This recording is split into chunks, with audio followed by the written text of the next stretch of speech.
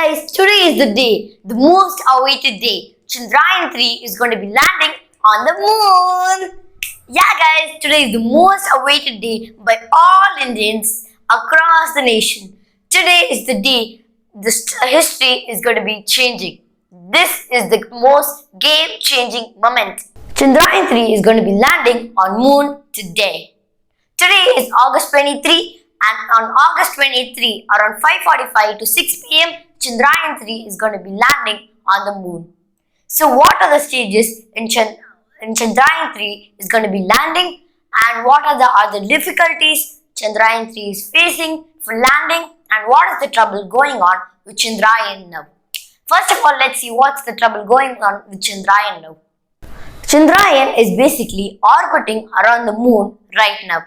It's around 1:30 enough and 1:30 they've started the reboosting idea. The reboosting or the deboosting thing which they call, in which the Chandrayaan rover and the Vikram lander gets closer to the moon. And it has to basically get closer to the moon's orbit around 30 kilometers into 100 kilometers, which is basically, it states that moon is not a perfect circle. So when you spin around the moon, when you go on the closer side, it will be 30 kilometers and when you go around the other side, it's going to be 100 kilometers. So when you get close on such a side, it's going to be 30 kilometer into 100 kilometer for a smooth landing. But the thing going on with Chandrayaan is basically 25 kilometers into 134 kilometers, which is basically the problem right now. It's coming really close than what has to be done and it is going really far that it has to come close. Which is basically, it should be 30-100 to be perfect, but it is coming close and it also going far. So that is the problem going on with Chandrayaan right now. And what are they going to do to resolve this problem? We are not sure. But they basically going to implement a plan B. Because Chandrayaan knew there will be technical difficulties like this because they tried the same project with Chandrayaan 2. So when it comes to Chandrayaan 3, they knew what was the problem. So they implemented a plan B for all plan A's because they thought there will be some technical difficulties and there is a different team. There are actually a group of scientists who have to do this actually. And this group of scientists are called as the COX group of scientists and they are going to be implementing all the plan B's if the plan A fails. So that is what they're doing right now. And today, in maybe I don't know when this video is going to be posted. Maybe by 4 or 5 this video is going to be posted on August 23. But today when I'm shooting the video, it's 1:30. Around 1:30, the deboosting process is going on. So basically, what are the steps it takes for the Chandrayaan 3 to land on moon? First of all, as I mentioned before, it has to come closer to the orbit. It has to orbit somewhat near to the moon. It should be more near to the moon. So the orbiting process should be doing. So maybe guys, I'll just give you all a clear explanation. If the circle is like this, the circle has to become small and it is like this. It should be coming close to the moon, around 30 kilometers from here and 100 kilometers from here. That would be perfect. But as I mentioned, it's 25 kilometers and 134 kilometers. That's the problem going on. But I'm sure they're going to be managing it. So after that, they should come closer. And around 2 to 3 p.m., they must be around the height. They must reduce the speed of the Vikram lander.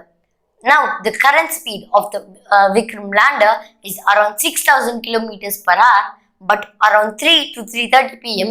it has to reduce to 1,200 kilometers per hour. After it gets reduced to 1,200 kilometers per hour, it has to come closer.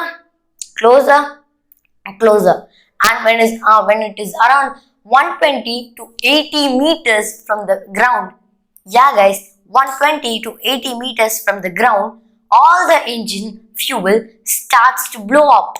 There will be small rocket-like structures which are called as the thrusters. These thrusters, the energy fuel starts to burn from there.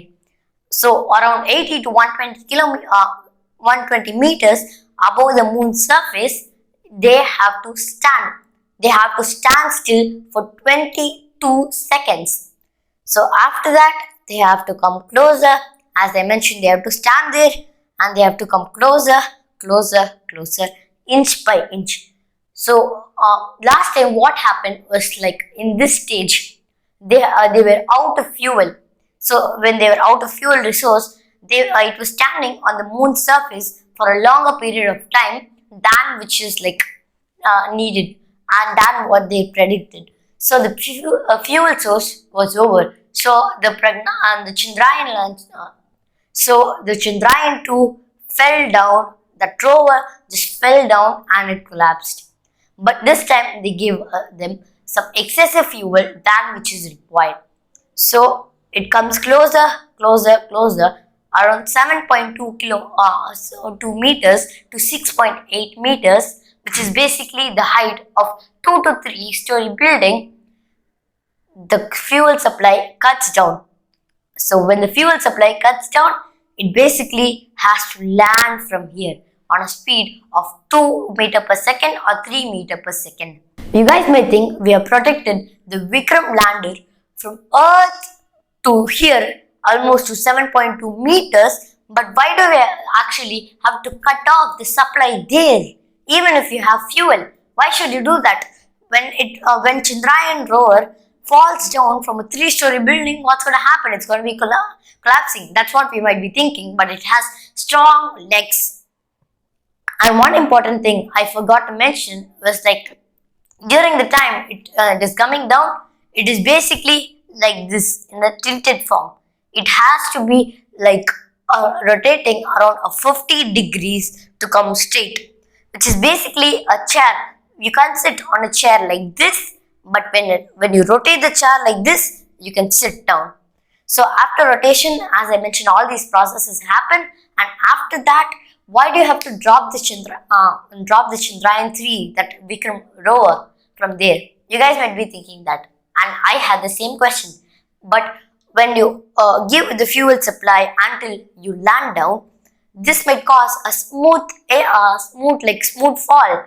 But when you come down, due to the fuel energy which is burning, all the sand which is present in the moon surface gets heated up, and all these small particles get inside the Chandrayaan 3's lander, which might cause some hardware issues and some software issues as well. So they have to leave the Chandrayaan's rover at 7.2 meters from the ground, and it will be reaching ground. Yeah guys, I hope this process will be going on very smoothly for a smooth landing, and after it lands down from 5:45 to 6 p.m., the crucial 15 minutes, it basically starts to take photographs. And one more point before landing is that almost like in that 6.8 to 7.2 meters, as I told, it should stand for 22 seconds. Most of you might be having a doubt, why should it stand for 22 seconds? Why should it waste its fuel? So basically, in that 22 seconds, it has a visual camera which takes photographs and send to the ISRO. So after that, they confirm a location for Chandrayaan 3 to land, for the Vikram rover to land. So after the location is confirmed, they land, and that is all. Chandrayaan 3 is going to be going on a smooth landing. But I hope that is going to happen.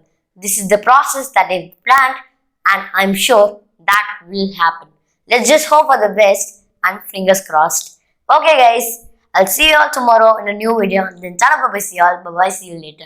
And I'll come on with updates tomorrow. So let's hope for the best.